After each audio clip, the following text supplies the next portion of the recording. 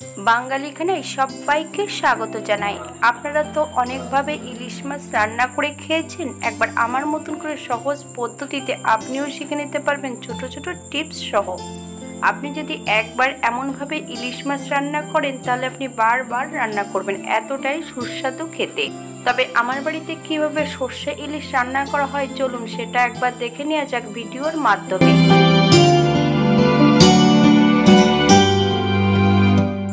আজকে আমি রান্না করব ইলিশ মাছ। এখানে আমি বেশ মিডিয়াম সাইজের একটা ইলিশ মাছ গোটা নিয়ে নিয়েছি। মাছগুলো বাজার থেকে পিস করে কাটানো হয়েছে। এই পর্যায়ে আমি মাছগুলোকে বেশ ভালো করে ধুয়ে নেব। হাফ চামচ নুন আর হাফ চামচ হলুদ গুঁড়ো বেশ মাছের গায়ে ভালো করে লাগিয়ে নিতে হবে। সম্পূর্ণ ঘরে থাকা উপকরণ দিয়ে রান্নাগুলো করা হয়। আপনাদের যদি পছন্দ হয় তাহলে চ্যানেলটি সাবস্ক্রাইব করে দিয়ে পাশে থাকবেন, পাশে থাকা বেলটি বাজিয়ে দেবেন, নইলে নিত্য নতুন রান্নার নোটিফিকেশন পাবেন না। সম্পূর্ণ মাছের গায়ে আমি নুন আর হলুদ গুঁড়ো লাগিয়ে রেখেছি। 20 থেকে 30 মিনিটের মতন মাছগুলো রেস্টে রেখে দেব।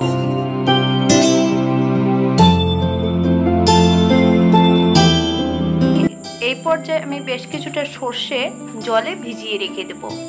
2 চামচ হলুদ সর্ষে আর 1 চামচ কালো সর্ষে।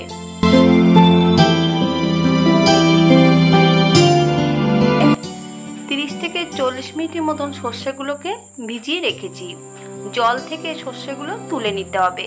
এই পর্যায়ে সম্পূর্ণ সর্ষে আর বেশ কিছুটা কাঁচা লঙ্কা, হাফ চামচ সাদা জিরে মিহি করে বেটে নিতে হবে। আপনারা এটা মিক্সারে মিহি করে পেস্ট করে নিতে পারেন।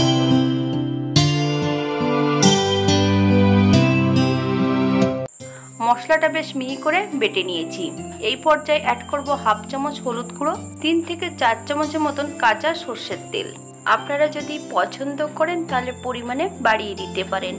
এই পর্যায়ে আমি কোনো নুন অ্যাড করব না, কারণ মশলা বাটার সময় নুন অ্যাড করেছি এবং মাছে নুন হলুদ লাগিয়ে রেখেছি, তাই এই পর্যায়ে আমি কোনো নুন অ্যাড করব না। আপনারা স্বাদ অনুসারে নুনটা অ্যাড করবেন। মিশ্রণটি বেশ ভালো করে মিশিয়ে নিতে হবে। এই পর্যায়ে একটা কড়াইতে 1 চামচ সর্ষের তেল অ্যাড করব। তেলটা বেশ ভালো করে গরম করে নিতে হবে।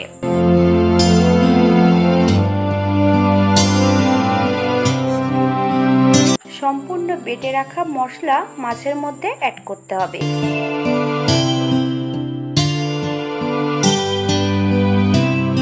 বেশ কিছুটা কাঁচা লঙ্কা অ্যাড করেছি। আপনারা যদি পছন্দ করেন তাহলে পরিমাণে বাড়িয়ে দিতে পারেন।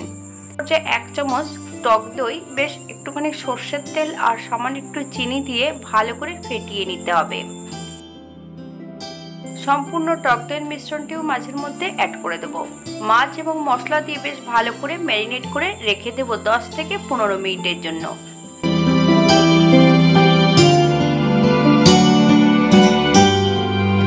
কড়াইতে তেলটা গরম হয়ে গেছে। এই পর্যায়ে এক এক করে সম্পূর্ণ মাছগুলো কড়াইতে অ্যাড করতে হবে। একদম লো ফ্লেমে আমি 5 থেকে 7 মিনিটের মতন রান্না করে নেব।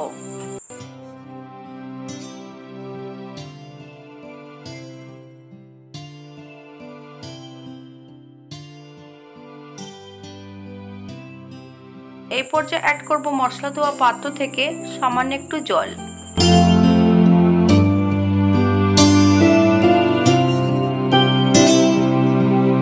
আমি আবারও হাফ কাপ জল অ্যাড করেছি। আপনাদের যতটা গ্রেভির প্রয়োজন হবে আপনারা ততটা জল অ্যাড করবেন। এই পর্যায়ে 5 থেকে 7 মিনিটের জন্য মিডিয়াম আঁচে ঢাকা দিয়ে রেখে দিতে হবে, যাতে মাছগুলো সেদ্ধ হয়ে যায়। 7 মিনিট পর হালকা হাতে একটু নেড়ে চেড়ে নিতে হবে। এই পর্যায়ে আপনারা একবার চেক করে নেবেন যে নুনটা হয়েছে কিনা। 1 চামচ কাঁচা সর্ষের তেল অ্যাড করব। আপনারা যদি পছন্দ করেন তাহলে পরিমাণে বাড়িয়ে দিতে পারেন। এই পর্যায়ে গ্যাসের ফ্লেমটা অফ করে দেব। 5 মিনিটের জন্য স্ট্যান্ডিং টাইম দিতে হবে, তারপর সার্ভ করব।